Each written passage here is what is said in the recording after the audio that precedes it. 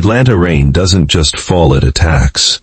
Viola Morrison is sprinting through Hartsfield-Jackson Airport, like her life depends on it, her braids dripping water because she left her umbrella at the wing coffee shop again.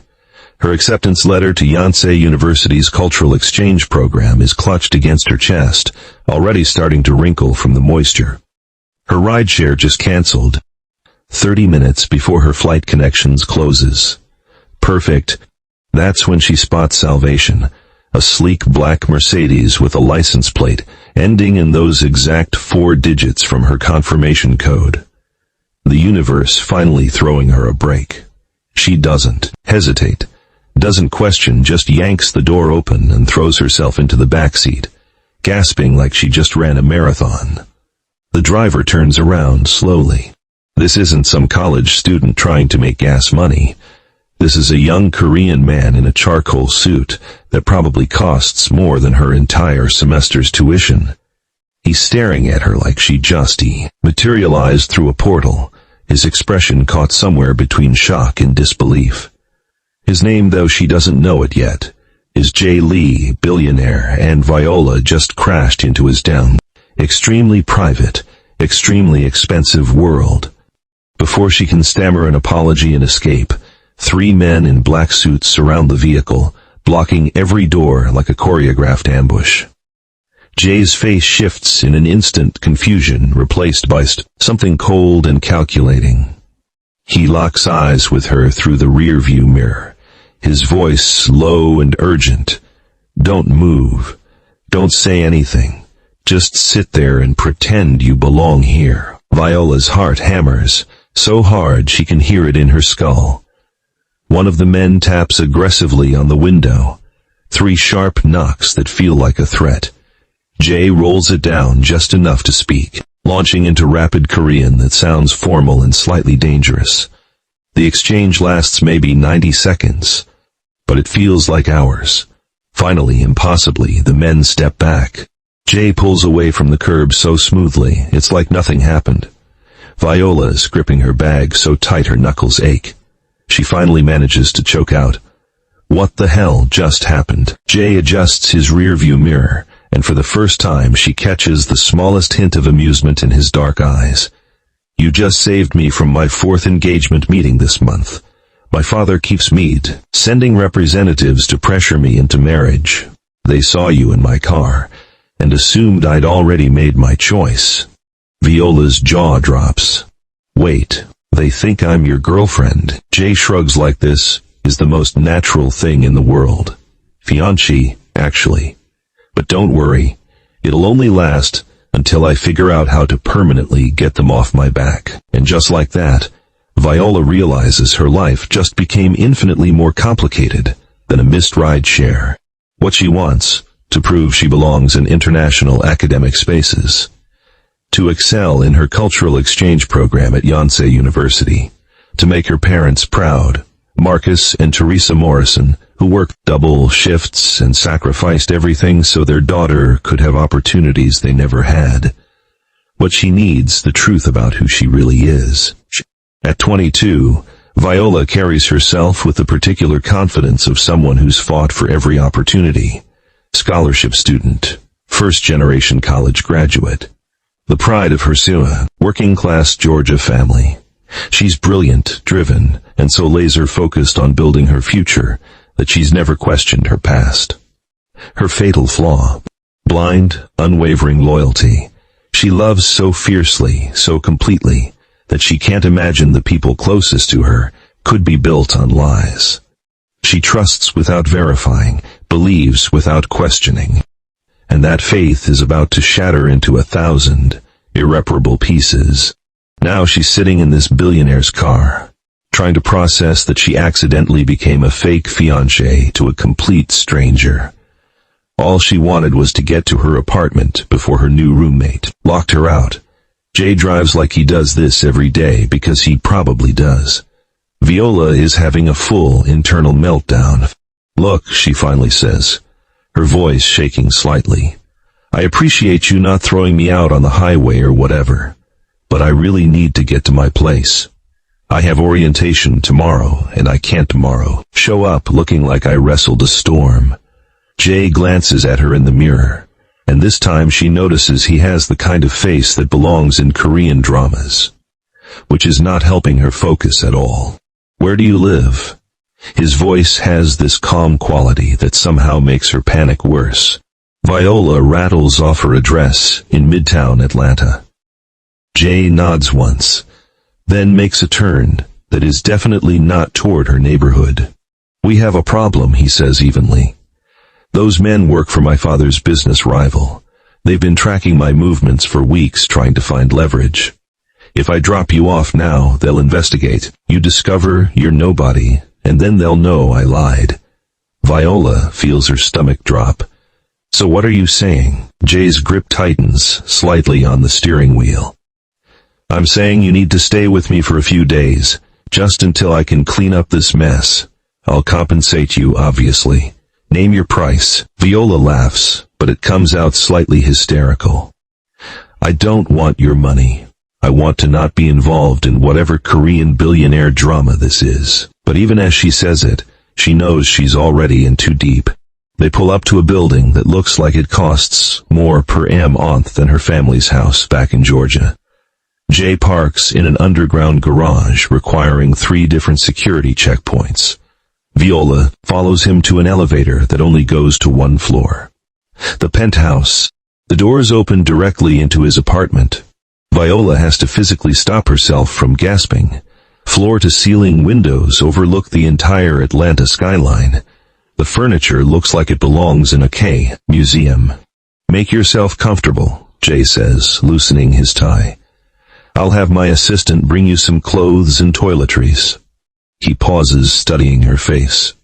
You're not going to call the police or call something dramatic, are you? Viola gives him a look that could melt steel. I'm from Atlanta. We don't call the cops unless someone's actively dying. But I am going to need you to explain what I just got pulled into. Because this feels like the beginning of a really bad K-drama. Jay almost smiles, and Viola notices he has a tiny dimple on his left cheek. It's complicated. Before he can continue, the elevator dings again. Both of them turn. A woman steps out, older, wearing a pristine uniform, carrying groceries. She stops dead when she sees Viola, her eyes going wide. Jay, baby, who is this? Her accent is pure Maryland, specifically Baltimore. Jay looks between them, clearly not expecting this reaction. Mrs. Chen, this is Viola. She's going to be staying here for a few days. Mrs. Chen sets down her bag slowly, her eyes never leaving Viola's face. Staying here, she repeats, and something in her voice makes Viola's skin prickle. Jay, do you know who this girl is? Jay frowns. She's a student who accidentally got into my car. Why? Mrs. Chen walks closer, her hands trembling slightly. Because 20 years ago, I worked for a family in Maryland. They had a baby girl kidnapped from the hospital the day after she was born. Case went cold, but I never forgot that baby's face. She reaches out slowly. Viola instinctively steps back. This girl has the exact same birthmark the baby had, a small crescent moon shape right behind her left ear. The room goes completely silent. Jay looks at Viola, who unconsciously touches the spot behind her ear, where she's had that mark her whole life. The one her parents always said made her special, unique, theirs.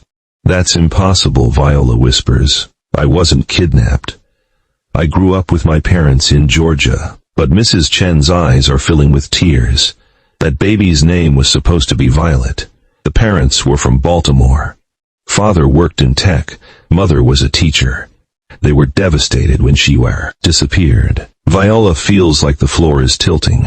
Her full name is Viola Violet Morrison. She's always thought it was weird that her parents gave her essentially the same name twice. Her mom said it was because they loved the flower so much, but now that explanation feels desperately thin.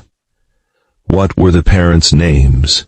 She hears herself ask, even though part of her doesn't want to know. Mrs. Chen pulls out her phone with trembling hands. Jonathan and Leslie Morrison. I stayed in touch with Leslie for years. She never gave up looking. Morrison. That's Viola's last name. The one her parents always said was common, unremarkable. Jay is watching this entire exchange with an expression Viola can't read. Finally, he says quietly, "We need to make a call." But Viola is already backing toward the elevator, her mind racing. Number, no way. This is insane. I'm not some long-lost baby. My parents are my parents. They're probably worried sick because I haven't texted them. She pulls out her phone and realizes with a sick feeling that she has 17 missed calls from a number she doesn't recognize, and 3 voicemails from her mom that just say, "Call me back immediately." Her hands shake so badly, she almost drops the phone. Jay gently takes it from her. "Let's all sit down and figure this out calmly," he suggests, his voice shifting into something softer. "Mrs. Chen, can you contact the Morrisons? Don't mention Viola yet. Just say you might have information." Mrs. Chen nods quickly, already dialing.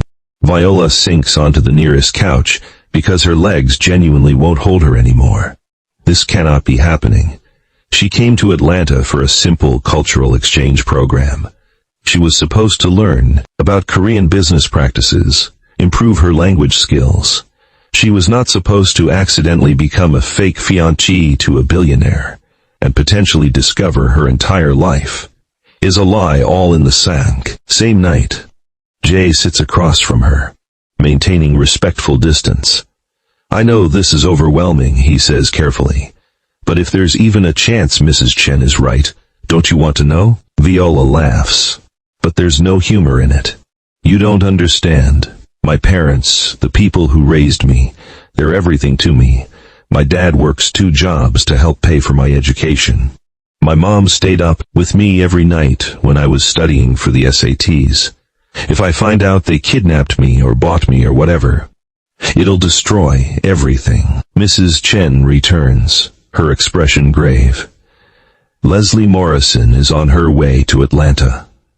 She's been living in Maryland all this time, still hoping. She said she'll be here by tomorrow morning. The words hang in the air like a death sentence. Viola feels tears burning behind her eyes, and she absolutely refuses to cry in front of these strangers. "I need to call my parents," she says firmly. "The ones who raised me, they deserve to know what's happening." Jay exchanges a look with Mrs. Chen.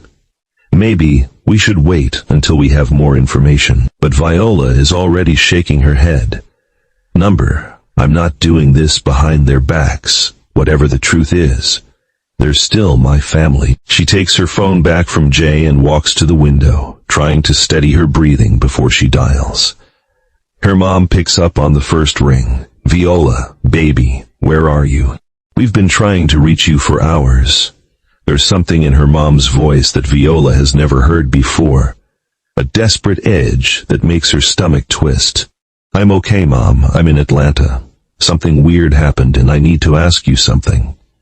A long pause. What kind of something? Viola closes her eyes. "Mom, was I adopted?" The silence that follows is deafening. Then her mother's voice comes back, small and broken. "Who told you?" And just like that, Viola's entire world cracks down the middle. Inciting incident. The call that destroys everything. Viola has to sit down on the floor, because standing isn't an option anymore. Her mom is crying now, awful, gasping sobs that Viola has never heard before. Her dad takes over, his voice rough with emotion. "Baby girl, listen to me. We love you more than anything in this world. You have to understand. We never meant to hurt you. Dad." Viola's voice is steady, cold. "What did you do?" Her father's breathing is ragged. "Your mother and I, we couldn't have children. We tried for years, spent everything we had on treatments. Nothing worked. We were devastated." He pauses, struggling. "We met a woman through a friend. She said she knew of a baby who needed a home. We didn't ask enough questions. We just wanted you so badly. Viola feels like she's going to be sick. So you bought me? Like some kind of transaction. Her dad makes a sound like she just stabbed him. No, baby, we didn't think of it like that. We thought we were saving you, giving you a better life. The woman said your birth parents couldn't take care of you. We believed her because we wanted to believe her. Viola's voice comes out sharp as broken glass. Did you ever try to verify that? Did you ever think maybe someone was looking for me? Her mom has taken the phone back, and she sounds absolutely wrecked. We were terrified of losing you.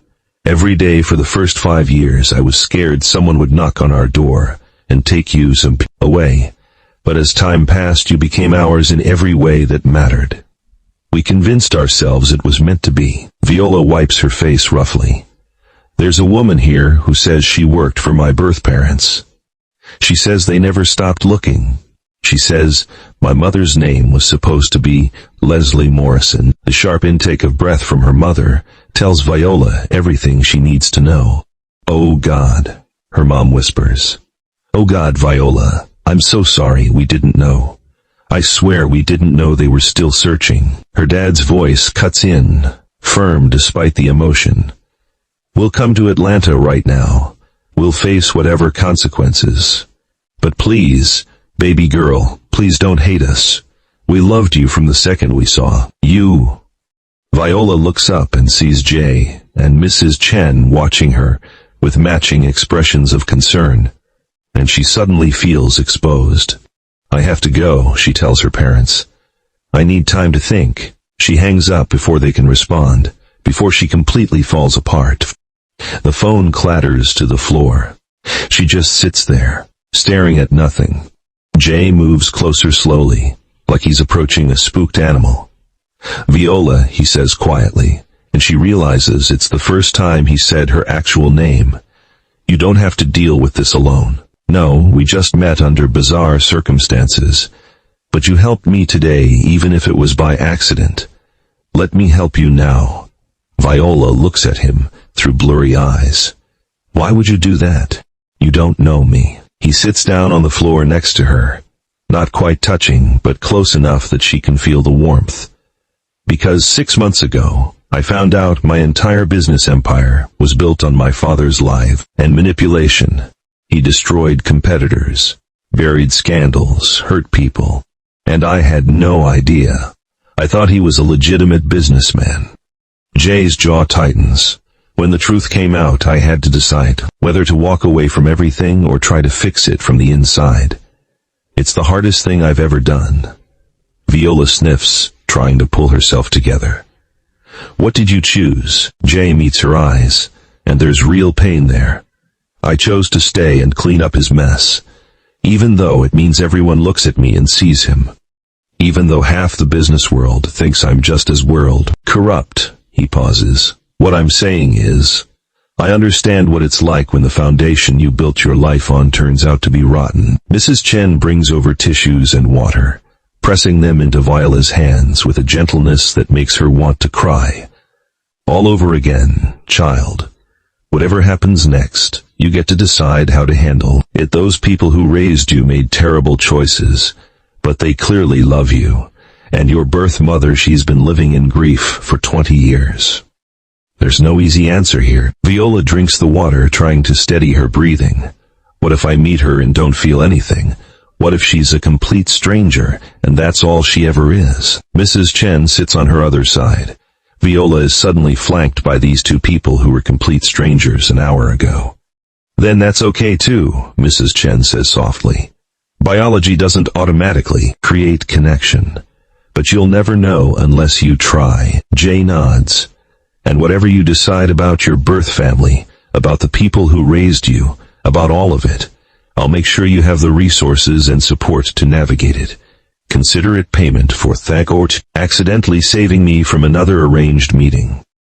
Viola lets out a watery laugh despite everything.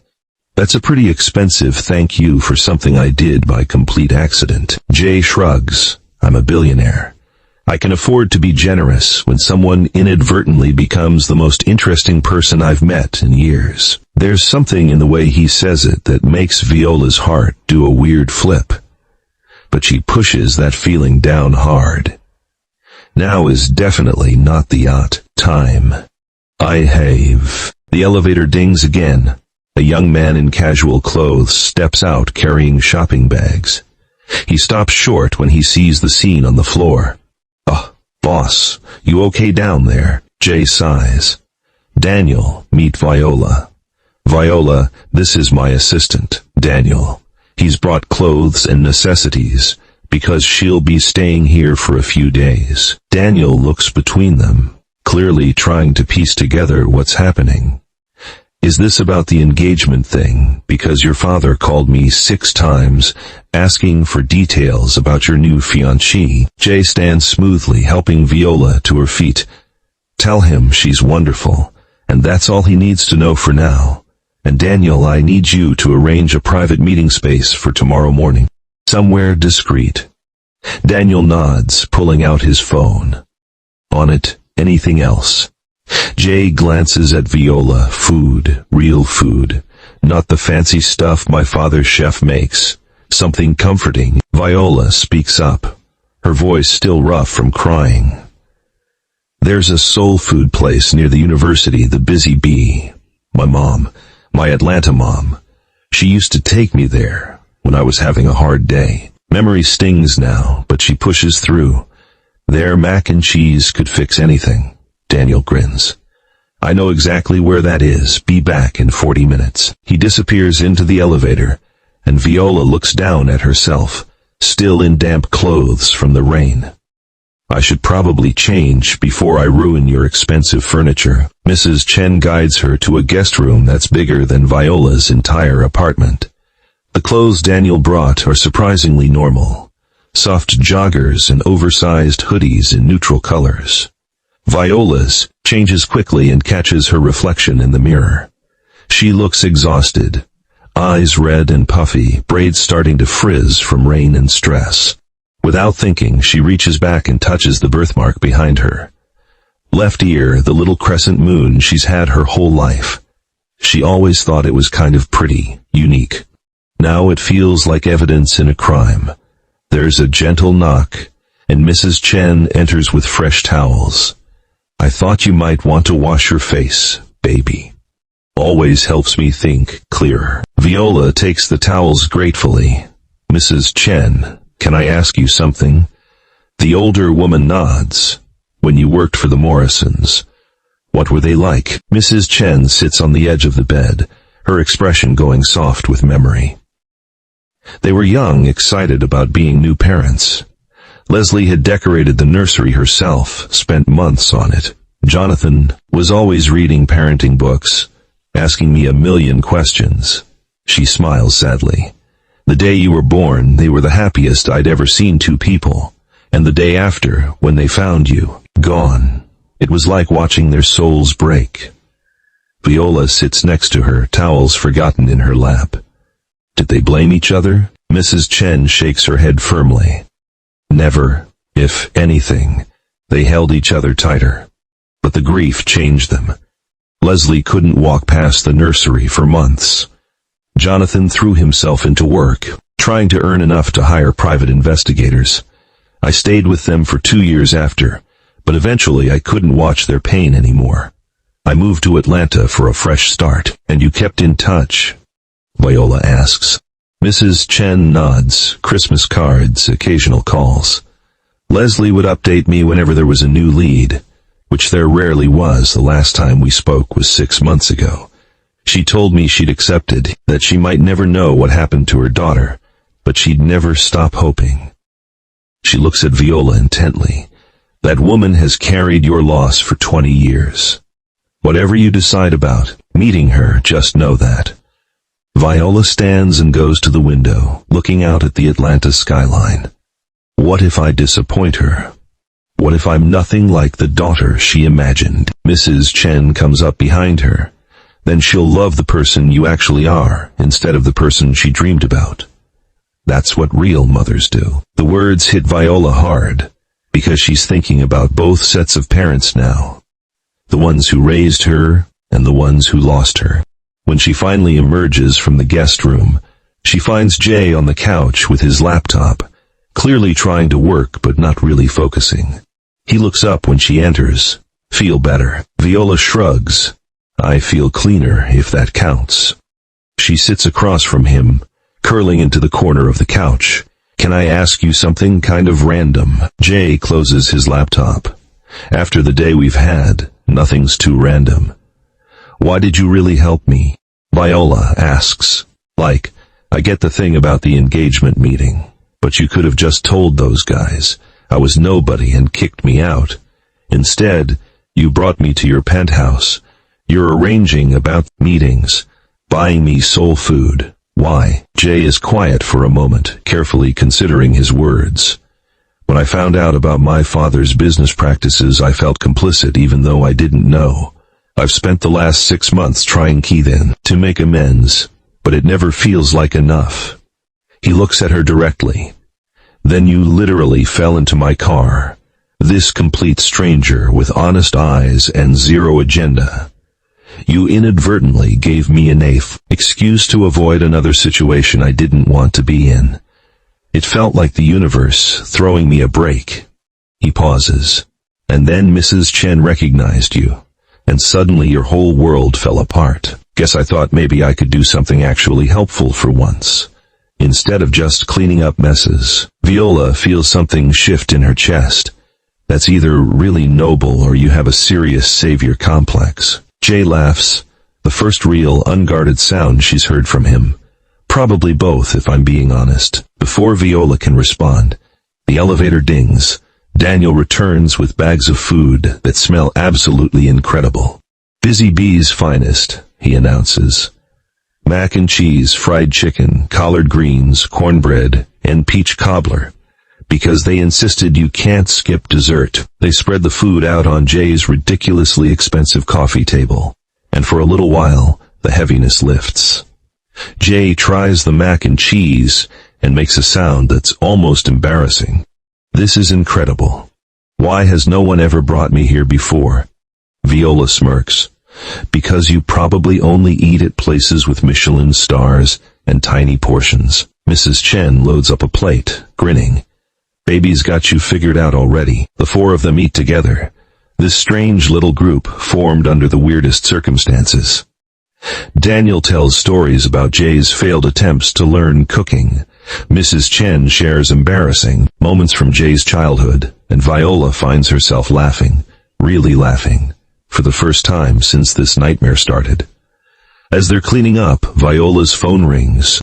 It's a number she doesn't recognize. Maryland area code. Everyone freezes. Mrs. Chen whispers, "That might be Leslie." Viola stares at the phone like it's a live grenade. I don't know if I can talk to her yet.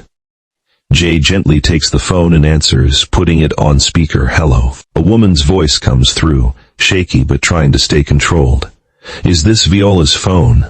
This is Leslie Morrison. Mrs. Chen said I could call this number. Viola's breath catches. This is her birth mother's voice, and it sounds nothing like she expected and everything like she feared. Jay looks at Viola, silently asking permission. She nods. This is Jay Lee. Viola is here, but this has been an overwhelming day for her. Would you mind if I answered some questions first? A pause. Of course, I understand. I needed to hear her, to know she's real. Leslie's voice breaks slightly. Mrs. Chen sent me a photo.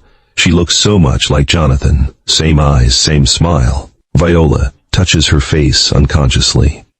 She's always been told she doesn't look like her adoptive parents, which makes sense now in the cruelest way. Jay continues, his voice gentle. Viola only found out about all of this a few hours ago. The people who raised her confirmed they obtained her through illegal means, but they claim they didn't know. You were still looking for her. Leslie makes a sound that's half laugh, half sob. Of course we were looking. We never stopped. We spent our savings, hired investigators, put up posters. We did everything we could think of. Viola can't stay silent anymore. She leans toward the phone, her voice barely above a whisper. "I'm sorry." Leslie goes completely quiet. When she speaks again, she's openly crying. "Baby girl, you have nothing to be sorry for. Nothing that happened was your fault." Viola's own tears start falling again. "But the people who raised me, they love me and I love them. And I don't know how to reconcile that with what they did to you." Leslie's crying harder now, but she manages to speak. "You love them because they raised you, and that's okay. That's how it should be. I'm not asking you to stop loving them or to love me instead. Just want the chance to know you, to see the person you became." She takes a shaky breath. "Mrs. Chen said you're beautiful and smart, studying cultural exchange. That's more than I've known about you in 20 years. I'm so angry," Viola admits, and it feels like ripping the words from her chest. "I'm angry at the people who raised me for lying. I'm angry at whoever took me from you. I'm angry at the universe for letting this happen. But I'm also scared, because I don't know how to be your daughter when I've been someone else's my whole life." A long silence. Then Leslie says something that breaks Viola completely. "You don't have to be my daughter right away. You can just be Viola, and we can figure out the rest together." Jay reaches over and squeezes Viola's hand. She holds on tight because she needs something solid to anchor her. "I'm coming to Atlanta tomorrow," Leslie continues. "I know it's fast, but I've waited 20 years for this moment. I need to see you with my own eyes, to know you're really real. But if you're not, hey, ready, I'll wait. I've gotten good at waiting." Viola looks at Mrs. Chen, who nods encouragingly, then at Jay, who mouths, "Your choice." She takes a deep breath. "Tomorrow is fine, but I need to bring people with me for support." Leslie's voice brightens just slightly. "Bring whoever you need. I'm just grateful you're willing to meet me at all." The next morning arrives too quickly and too slowly at the same time. Viola wakes to sunlight streaming through unfamiliar windows, and it takes a solid minute to remember where she is and why. The events of yesterday crash back, and she groans into the pillow. There's a note slid under her door: fresh clothes in the closet, breakfast in the kitchen, and you're not allowed to face today on an empty stomach. That's an order, Jay. Viola finds herself smiling, despite her nerves. She showers, grateful for products that actually work with her hair texture, and finds a simple outfit that makes her feel put together without trying too hard. When she emerges, Jay is already dressed in casual clothes that probably cost more than her laptop, sitting at the kitchen counter with coffee and what looks like homemade pancakes. "Did you make those?" Viola asks skeptically. Jay looks offended. "Mrs. Chen made them before she left to prepare the meeting space. I just successfully reheated them without burning anything. Give me some credit." Viola sits and takes a bite. They're perfect, fluffy and warm with just the right amount of sweetness. Jay pours her coffee without asking how she takes it, somehow already knowing she likes it with cream and sugar. "Eat. You're going to need energy for today." Her phone buzzes with a text from her adoptive parents, asking if they can come to the meeting. Viola stares at it, unsure how to respond. Jay notices her hesitation. "What are you thinking?" Viola shows him the text. "Part of me wants them there because they're still my parents. The only ones I've known.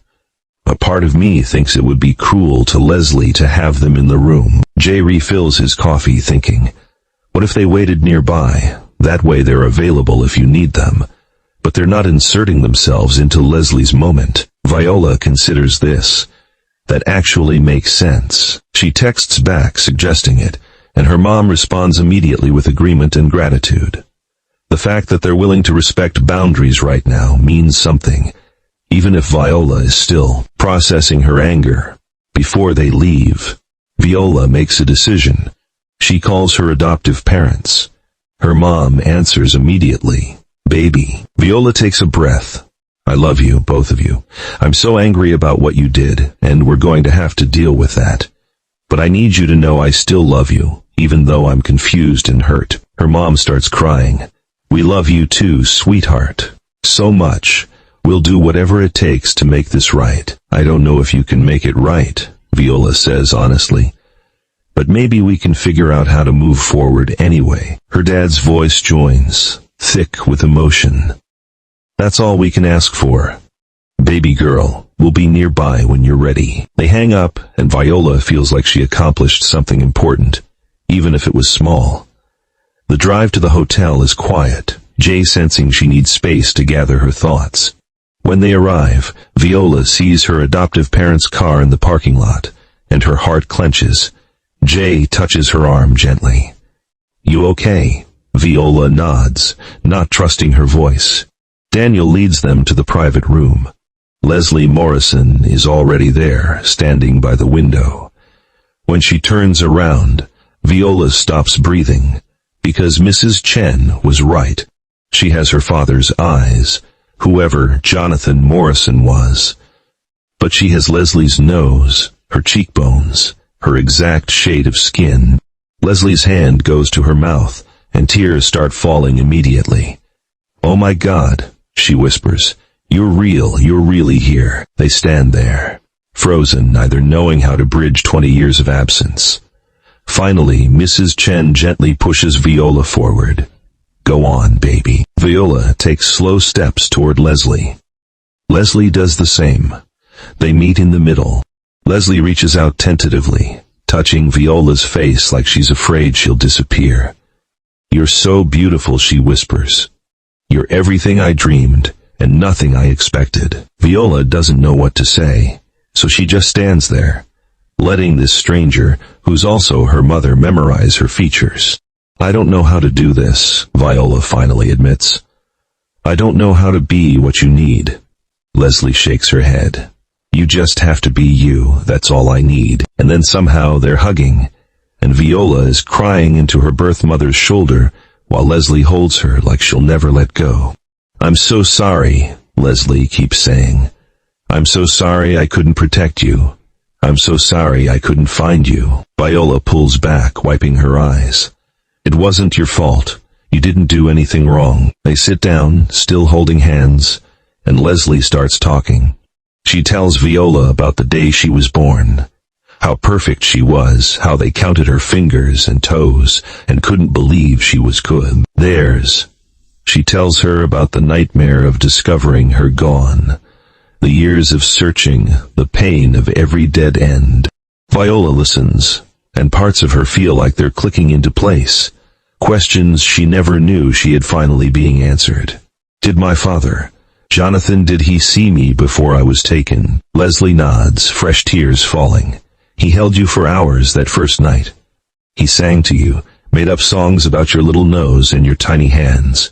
He took about 1,000 pictures. She pulls out her phone, scrolling to a folder she's clearly looked at countless times.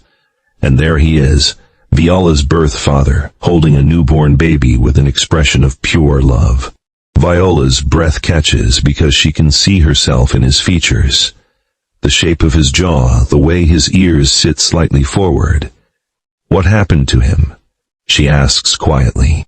Leslie's face crumbles. He had a heart attack 5 years ago. The doctors said stress and genetic factors. But I know it was also grief.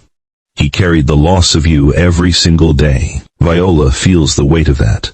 This man she never knew, dying without ever knowing what happened to his daughter. I'm sorry I didn't get to meet him. Leslie squeezes her hand. He would have loved the person you became. He would have been so proud. They sit in silence for a moment, processing the magnitude of it all. Then Viola asks the question that's been bothering her. Do you hate them, the people who raised me? Leslie considers carefully. I hate what they did.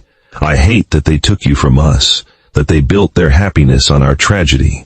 But I also see that they raised an incredible young woman, and I hate to have to be grateful for that, even though it kills me that it wasn't us. Viola appreciates the honesty. They're outside. They wanted to be here in case I needed them, but they didn't want to intrude. Leslie looks surprised. They came. Viola nods. They're terrified. You'll never forgive them. And honestly, I don't know if I will completely, but they're still my parents in all the ways that matter from daily life. Leslie stands, moving toward the door. I'd like to meet them. Viola's eyes widen. Are you sure? Leslie's expression is determined. They have information about your life that I don't about your childhood. Your first words, your first steps. All the things I missed, and as much as it hurts, want to know. She looks at Viola. Is that okay with you? Viola nods. And Jay, who's been quietly observing from the corner, goes to get her adoptive parents. When they enter, the tension in the room is thick enough to cut. Viola's adoptive mom, Teresa, looks at Leslie with a mixture of shame and defiance. Mrs. Morrison, I don't expect your forgiveness. Leslie looks at her, really looks at her, and finally says, tell me about her first birthday. Teresa blinks, confused. What? Leslie repeats, her first birthday. What did you do? What kind of cake did you get? Was she walking yet? Teresa sits down slowly, her voice shaking as she describes the day. The little party they threw, how Viola smashed cake everywhere, how she'd just learned to stand without holding furniture. Leslie listens, tears streaming down her face. When Teresa finishes, Leslie says quietly, thank you for loving her enough to celebrate her, even if you shouldn't have had her to celebrate. It's not forgiveness, but it's something. An acknowledgement that the situation is more complex than just good and evil. Viola's adoptive father, Marcus, speaks up. We made an unforgivable choice. We let our desperation override our morality. But I need you to know that not one single day went by where we didn't love that girl with everything we had. He looks at Viola, and we'll spend the rest of our lives trying to make this right, even knowing we probably can't. The adults talk, sharing stories about Viola's childhood from different perspectives. Viola sits between her two mothers, listening to her life being narrated by people who loved her in different ways. Jay and Mrs. Chen keep the conversation moving when it gets too heavy. Daniel quietly refills water glasses. Somehow, they make it through 3 hours, without anyone completely breaking down. Finally, Leslie says, I don't want to take you away from the life you've built, Viola, but I'd like to be part of your future, in whatever capacity you're comfortable with. Viola thinks about it. I'd like that too, but I need time to process everything, and I need both sets of you to understand that I'm not choosing one family over the other. I'm trying to figure out how to have both. Teresa nods immediately. Whatever you need, baby, will follow your lead. Leslie agrees. I've waited 20 years. I can wait for you to be ready. 6 months later. Viola is sitting in Jay's penthouse, though it doesn't feel like just his anymore. Half her textbooks are scattered across the coffee table. Her favorite hoodie is draped over the back of the couch. There's a framed photo on the shelf of her with both sets of parents at her graduation from the cultural exchange program. It's not perfect. Her adoptive parents are still dealing with legal consequences for how they obtained her. Leslie is still struggling with 20 years of grief that doesn't just disappear overnight. Jay's father is slowly, begrudgingly accepting that his son is going to make his own choices. But Viola has learned that family isn't about perfection. It's about showing up even when it's hard. It's about forgiveness even when it's complicated. It's about building bridges between worlds that seemed impossible to connect. She still has hard days where the weight of everything feels crushing, but she also has Jay, who makes her laugh until she cries, and who stood by her through the darkest moments of her life. She has Mrs. Chen, who's become a grandmother figure. She has 2 sets of parents trying to figure out how to share a daughter, and maybe that's enough. Not a perfect ending, but a real one. Not everything solved, but everything moving forward. Because that's what life is, messy and complicated and absolutely worth it. Jay walks in from his home office, sees her surrounded by papers and smiles. Still working on your thesis about cross-cultural identity formation. Viola grins. Simonin gave me a really interesting case study to work with. He sits next to her, pulling her close. Your life is insane, you know that. Viola leans into him. But it's mine. Messy and complicated and absolutely mine. Outside, Atlanta glitters in the evening light. Inside, Viola Morrison, daughter, student, accidental fiancé turned real girlfriend, bridge builder between two families. Finally feels like she's exactly where she's supposed to be. Not because everything is perfect, but because she chose to embrace the complexity, to love fiercely even when it hurt, and to build something beautiful out of the broken pieces. Sometimes the wrong car leads you exactly where you need to be. Sometimes mistakes become the best parts of your story. And sometimes family is whoever shows up when your world falls apart and helps you put it back together piece by piece. The end.